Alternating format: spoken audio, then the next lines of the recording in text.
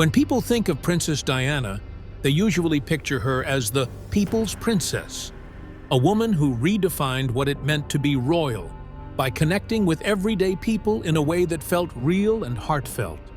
She was elegant, charitable, and deeply loved around the world.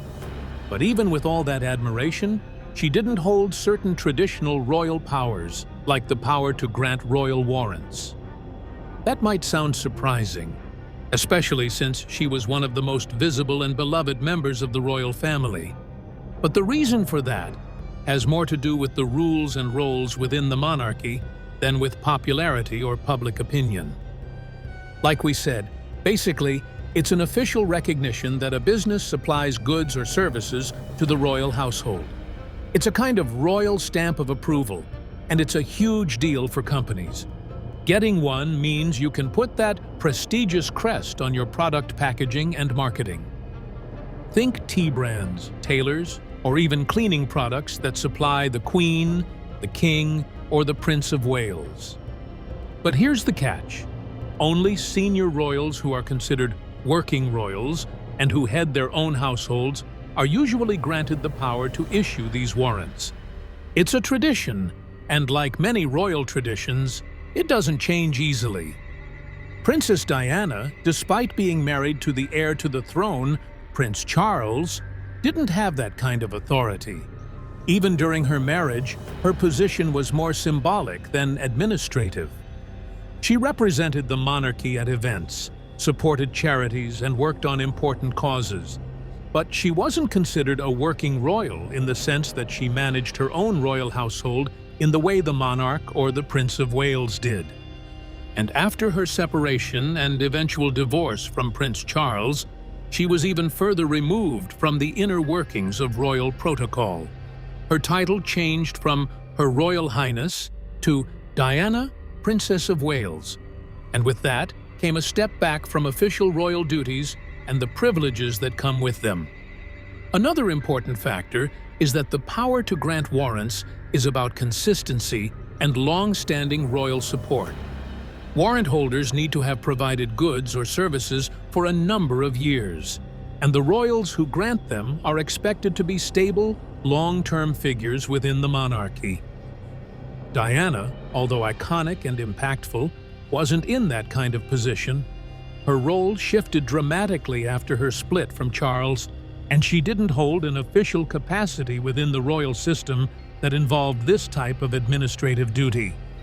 While she had massive influence on fashion, culture, and even the way the monarchy was perceived, Diana didn't have the formal power to say, "Yes, this company deserves a royal warrant." That just wasn't part of her role. She influenced people through her actions and personality, not through official powers. The fact that Diana didn't grant royal warrants doesn't take anything away from her legacy.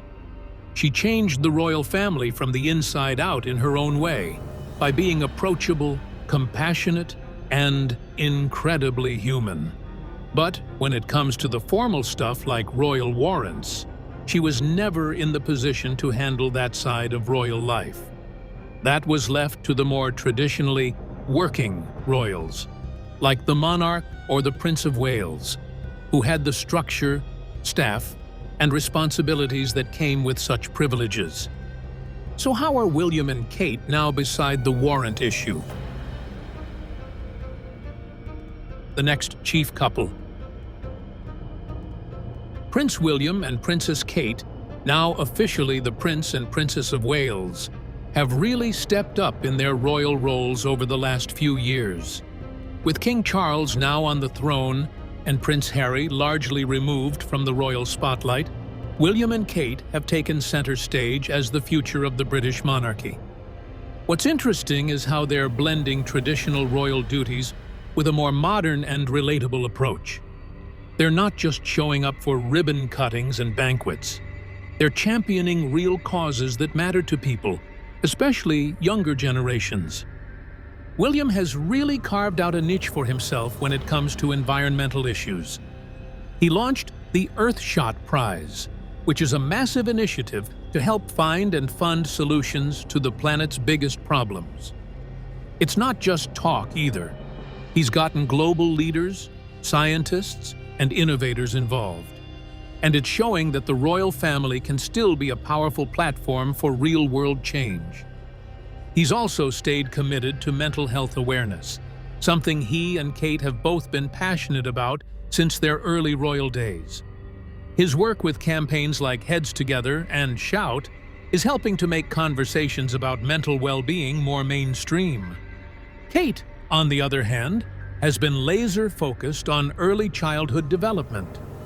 She believes that the first 5 years of a child's life are absolutely critical, and she's made it her mission to raise awareness and push for change in how society supports families and young kids.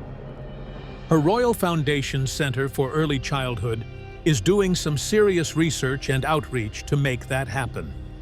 Even while dealing with personal challenges, including her recent cancer diagnosis, Kate has remained deeply committed to her work.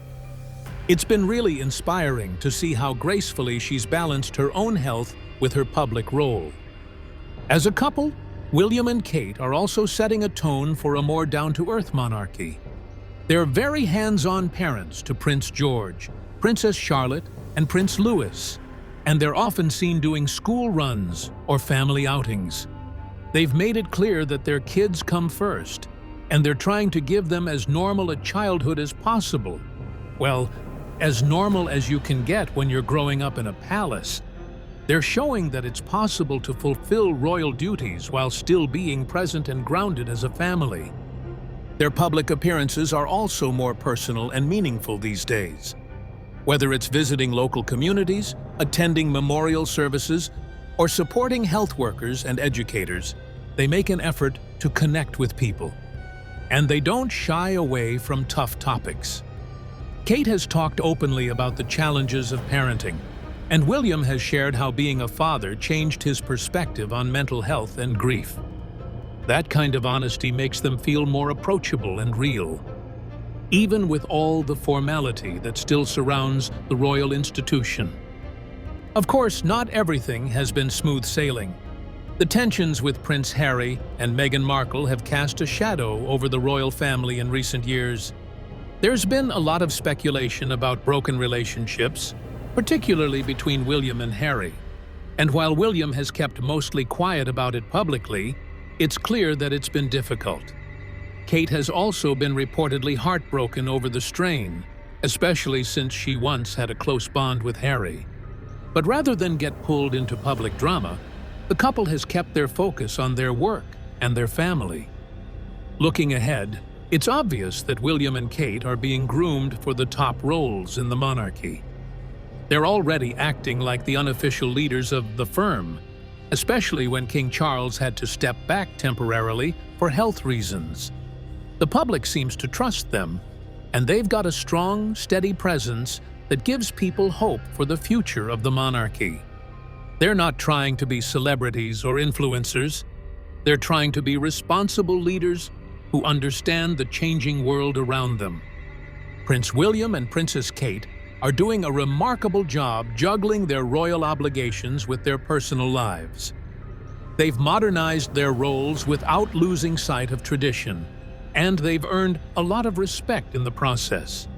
Whether they're visiting a school, hosting a global summit, or just walking their kids to school, they're showing that the monarchy can still have a place in today's world. Just maybe with a bit more heart and a little less pomp. And then, King Charles has been on the news about his health condition. Is he still well to lead the monarchy? The ruler at present. As of mid-2025, King Charles III, at 76, is navigating a complex landscape of health challenges, evolving royal duties, and intricate family relationships. His journey reflects a blend of resilience, adaptation, and the enduring weight of monarchy. In early 2024, Buckingham Palace disclosed that King Charles had been diagnosed with an undisclosed form of cancer. This revelation marked a significant moment, as the royal family typically maintains privacy regarding personal health matters. Since then, the king has undergone treatment, and faced related health setbacks, including a brief hospitalization in March 2025 due to side effects from his treatment. Despite these challenges, he remains committed to his royal duties, maintaining a busy schedule that includes international visits and public engagements. Notably, King Charles has adjusted certain traditions to accommodate his health. For instance, he has opted to participate in the annual Trooping the Color parade via carriage rather than horseback, a decision influenced by both comfort and safety considerations. This shift signifies a pragmatic approach to balancing tradition with personal well-being.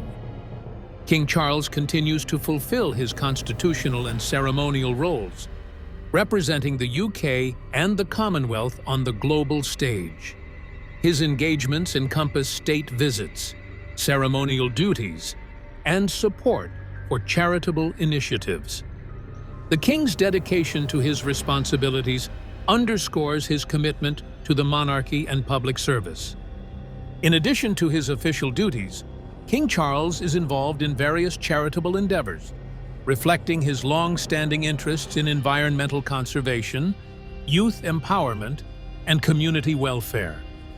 These activities not only align with his personal values, but also serve to reinforce the monarchy's relevance in contemporary society.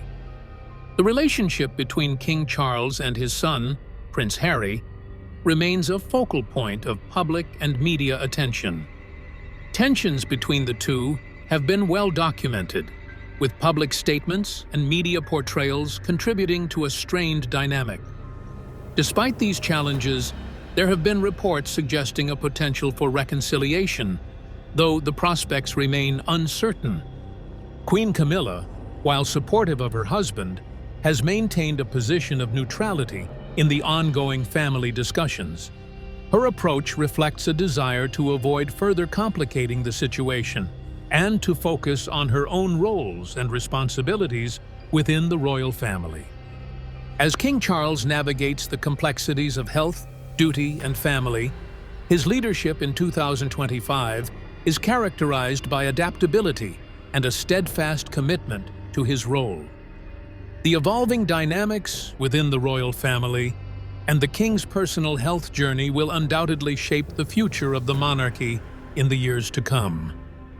The balance between tradition and modernity, personal well-being and public duty, remains a central theme in King Charles's reign. The royalty continues. When King Charles III eventually passes away, it will trigger a series of automatic and traditional changes within the British monarchy. The first and most immediate is that his eldest son, Prince William, will become king, almost instantly, without a formal ceremony. That's because the British monarchy follows the rule of "the king is dead, long live the king," meaning there's no gap in leadership. William, already the Prince of Wales, will likely become King William V, and his wife, Catherine, Kate Middleton, will become Queen Consort. The royal household will go through a huge reshuffle, both in public-facing roles and private structure. The Queen Consort will take on more ceremonial duties, and William's children will shift up in the line of succession. Prince George will become heir apparent, gaining the title Duke of Cornwall automatically and eventually Prince of Wales. Though that second one isn't automatic, it requires a separate investiture, as it did for Charles in 1969. This transition will also have an emotional and symbolic impact. Charles's death would mark the end of an era. His reign will likely be relatively short compared to Queen Elizabeth's 70 years. Though Charles was already in his 70s when he took the throne, he's used his time to focus on modernization, climate action, and softening the royal image. Still, he carries the weight of being a transitional monarch, a bridge between the old and the new. William's reign will probably represent a more youthful, streamlined, and media-savvy monarchy. continuing the modernization process Charles and Elizabeth started, but with a stronger focus on tech, mental health, and global social issues. As monarch, William will have to juggle his father's legacy while asserting his own identity, a balance that could reshape how younger generations view the monarchy in a world where its relevance is often questioned. Now, the question of where Prince Harry fits into all this is complicated. When Charles dies, Harry will technically move one step closer in the line of succession, but that doesn't change much practically. Harry is currently fifth in line to the throne, behind William and William's 3 kids, and he'll move up to fourth when William becomes king. But since William's children are expected to grow up and have their own families, Harry's place in the line becomes more and more symbolic than realistic. Plus, since stepping back from royal duties in 2020, Harry has positioned himself as separate from the institution, even while still being part of the royal family by blood.